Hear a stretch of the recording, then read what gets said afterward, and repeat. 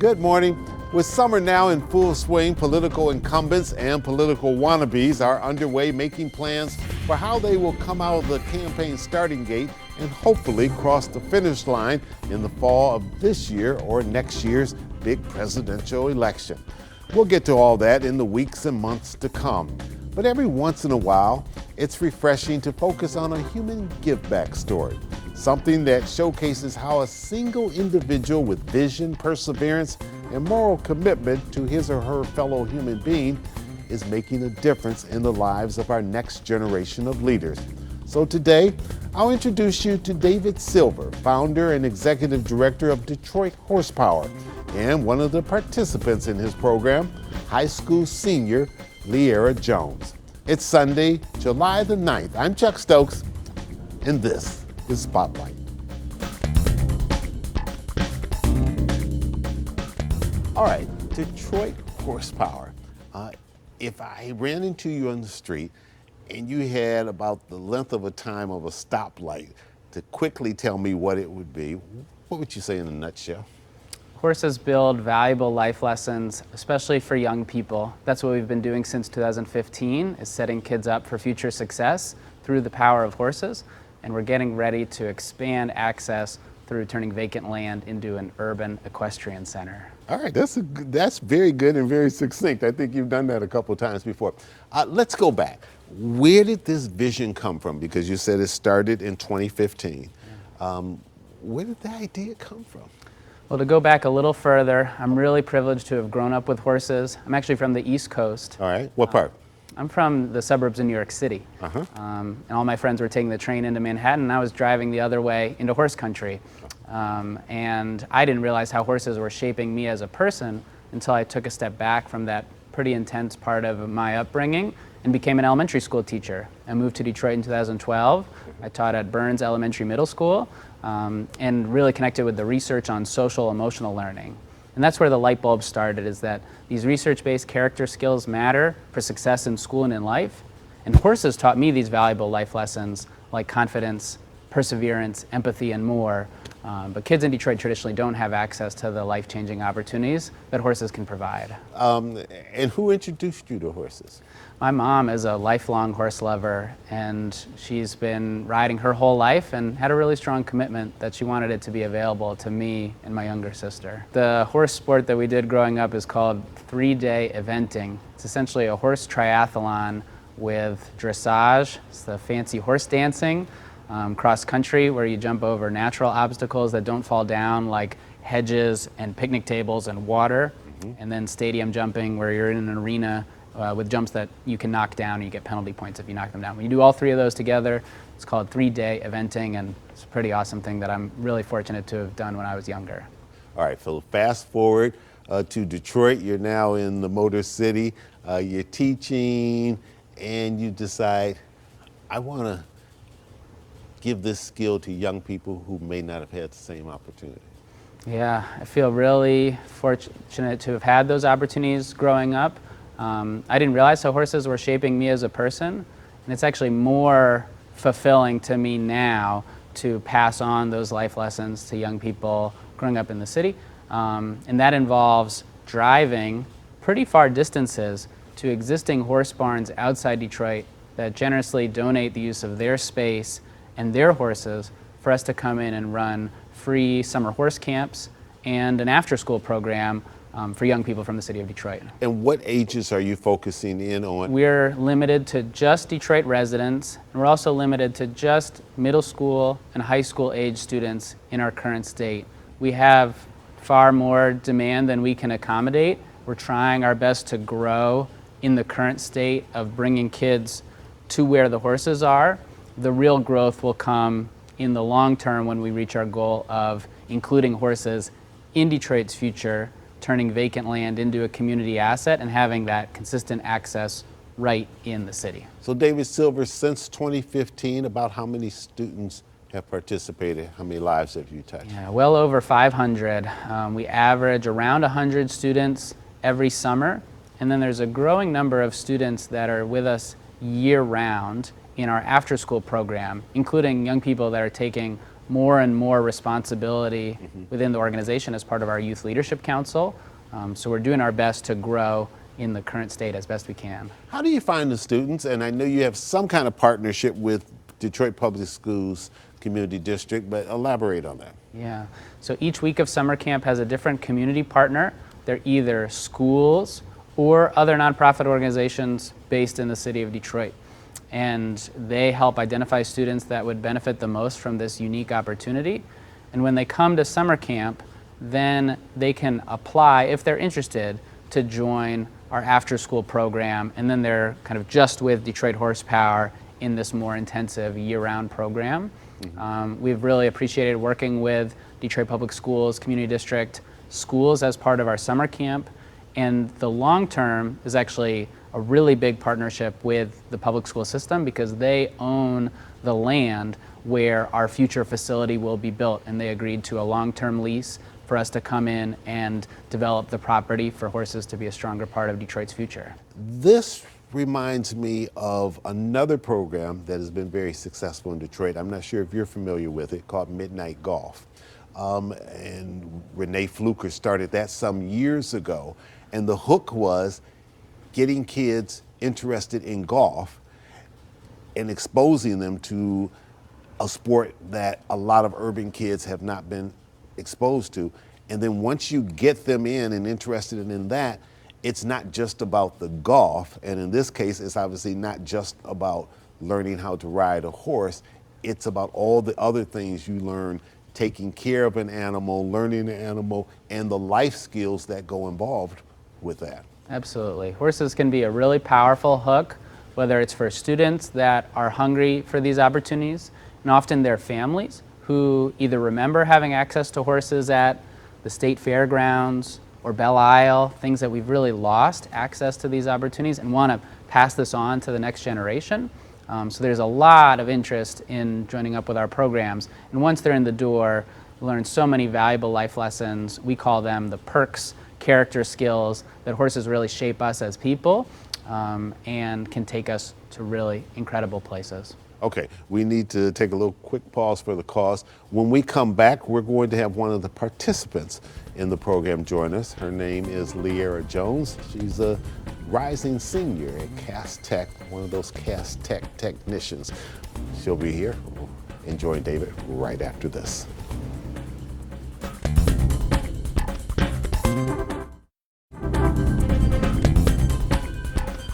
And welcome back to Spotlight. Joining David and me now is Leara Jones. She is an incoming senior at Cass Tech.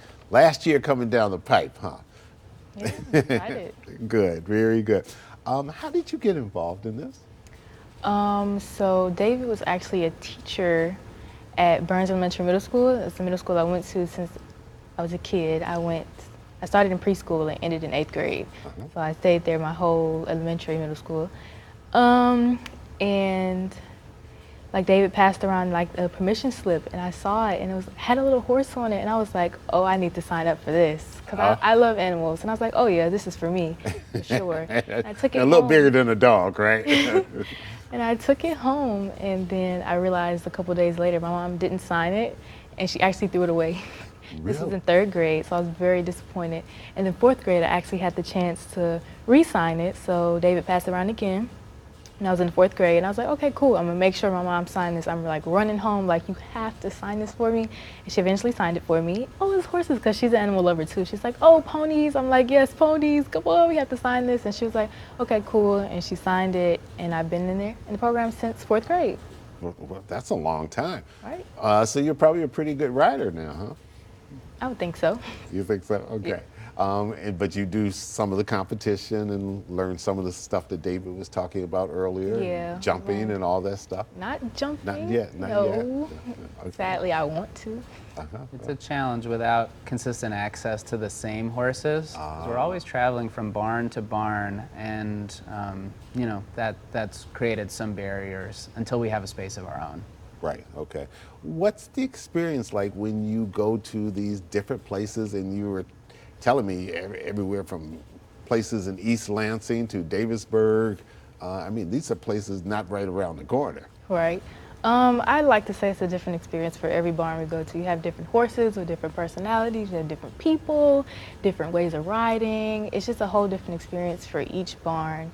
But usually it's cool. Sometimes we have our ups and downs, but like going to different barns it's a little challenging. When you talk to your other friends who aren't doing this and they learn that you're an equestrian, what's the reaction? Usually they stop and stare in like awe.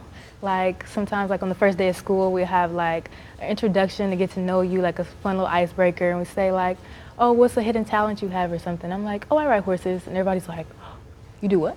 And I'm like, yeah, I ride horses. I've been riding horses for about 8 years now. And they're like, oh my goodness, really? And like the teacher stops the whole lesson and we just like continue on to my You take story. over the class, right? Pretty much. David mentioned PERK earlier. What is PERK? Drill down on that, because I know each letter stands for something else. So the PERK traits is our character development. So we have perseverance, empathy, responsible risk-taking, confidence, and self-control. We usually touch down on those PERK traits to work with better development for ourselves, although we're working with horses. I used to be a very shy kid, but look at me now. I'm here today. I didn't have a lot of confidence in myself. I was very shy. I stayed to myself. Didn't have a lot of friends growing up. And now I'm learning how to use those PERK traits. I actually use them every day, honestly, inside the program and outside. It's helped me with school, making friends, riding horses, obviously. It's helping a lot. Yeah. David? I'd say that, our goal is to use these opportunities with horses to give young people the choice of college or career when they graduate high school. And whether they choose a career in the horse industry or not is kind of besides the point. We really want to leverage this really powerful youth development opportunity, just like Leora said, to set young people up for success in the long term. And I think what's most exciting for me as somebody who was a teacher and started on this journey a long time ago is to see young leaders like Leora who are now teaching the younger kids who are growing up as junior counselors and future staff of the organization, and passing on what they've learned from horses to kids that are just starting on that journey. Your overall goal is to build an urban equestrian center smack dab in the city, in not necessarily a neighborhood which you would expect an equestrian center. That's right. There's a large demolished school site around the corner from Focus Hope, right at Linwood and Fenkell, in northwest Detroit.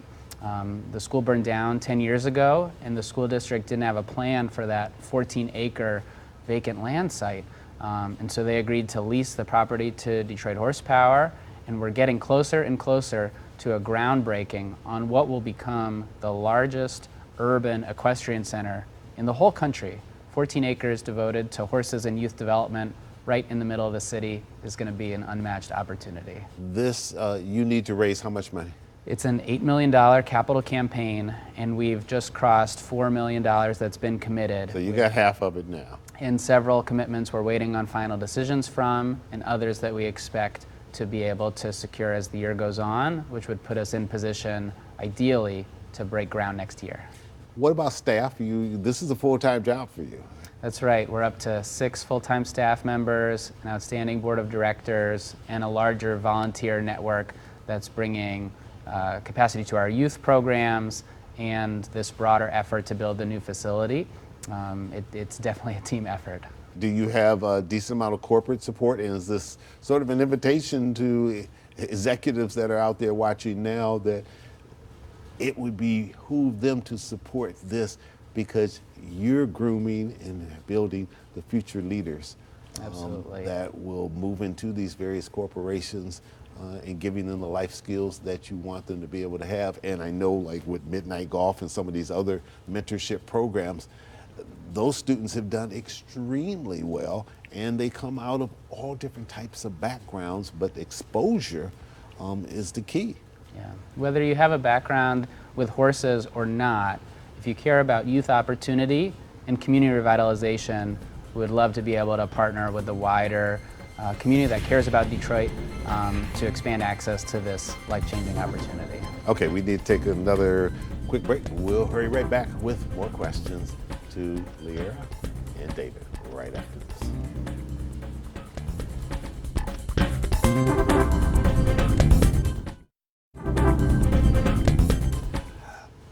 David, real quick, do you have a waiting list? There's an extensive waiting list with really no advertising. People find us through word of mouth, and we're trying to keep up with the demand for this program. You participate also as a junior counselor. What is that? Yes, so now that I'm in the more advanced group, I have an opportunity to actually teach the newcomers. So I work in the summer for Detroit Horsepower, and I teach That's the new a summer kids. job. Yeah, it's real cool. I help the newcomers learn how to ride horses, get used to horses, and learn about the perks traits, and yeah, it's pretty cool. David, you're hoping that when this equestrian center is up and running, smack dab in the city, that this also helps to become an anchor for that neighborhood, strengthen that particular neighborhood. How so? That's right. I think that's the unique thing about horses. I mean, Leah has been talking about how they shape us as individuals. They can also change the fabric of a community. So by turning 14 acres of vacant land and blight into an asset, into a hub for neighborhood life, it's going to change opportunities in the Hope Village neighborhood where this site is located and the wider city, building on really outstanding work by longtime advocates like Focus Hope, like Hope Village Revitalization, Demographic Inspirations, Andy Art Center, could go on. We're partnered up with residents and local initiatives to make sure this comes in line with what neighbors want to see in their community's future, and that we're building a healthier future for residents to enjoy. And thus far, has the neighborhood around that area, have they been very welcoming of this, or do they look at you and say, what the heck are you doing? It's definitely an out-of-the-box idea, but neighborhood support was essential in selecting this site. We spent years introducing ourselves, getting a sense for what neighbors wanted to see. So you're involved in the neighborhood. Absolutely. Yeah. That's been essential for us, especially with horses being a pretty different proposal. Yeah, right, absolutely. All of a sudden you see a horse coming down the street. I learned about this through Arthur Horowitz, who now retired, as much as you could say retired, because he does all sorts of stuff on the side, but used to be publisher of the Detroit Jewish News. Deeper down, did your religion, did anything help move you more towards this as a cause? I think that my deep commitment is to equity and to making sure that regardless of where you grow up, and I'm incredibly privileged to have grown up in an affluent suburb of New York City and had amazing opportunities because of access my parents had and their education and resources.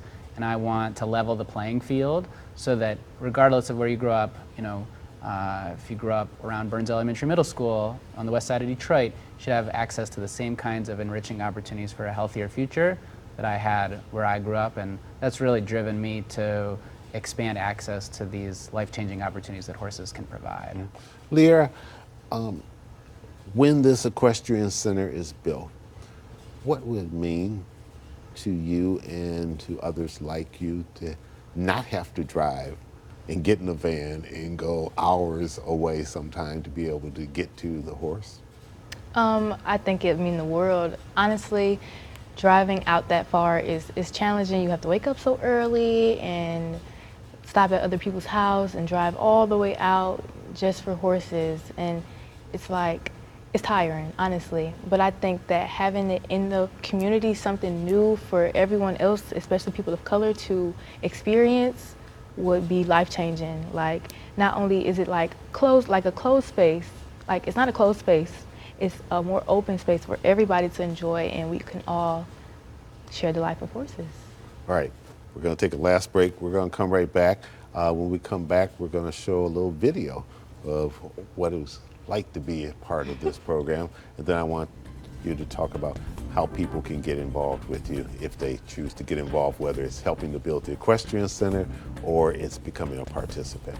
We'll be right back.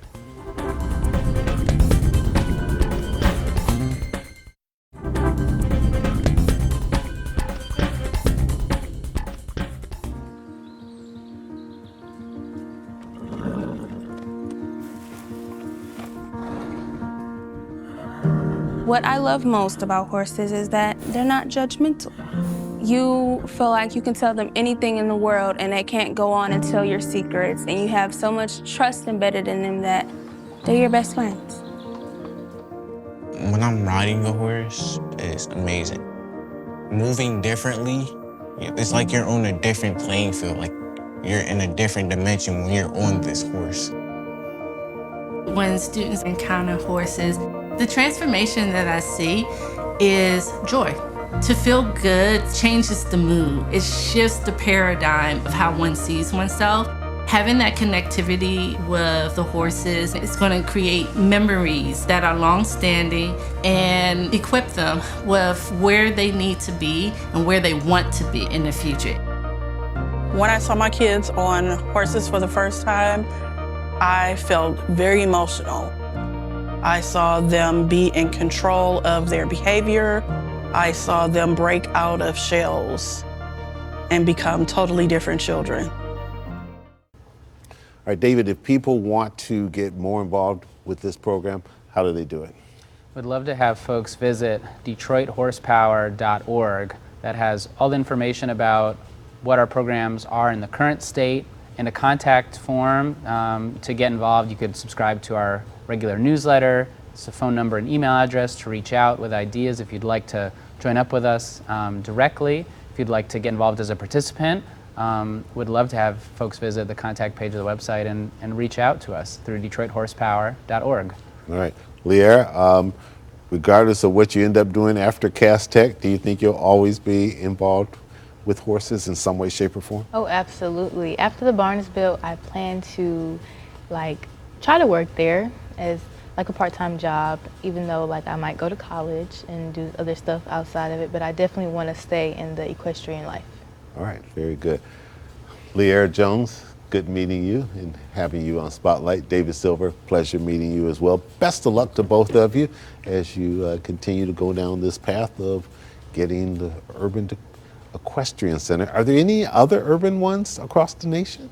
There are some great precedents like Philadelphia, Los Angeles, and other cities, but nobody has access to 14 acres in the middle of the city. It's going to be unmatched. Yeah, all right, well, you know Detroit, we like to do it bigger and better than everybody. All right, I'm Chuck Stokes. We'll be back next week with more newsmakers in the Spotlight. We hope you have a great week.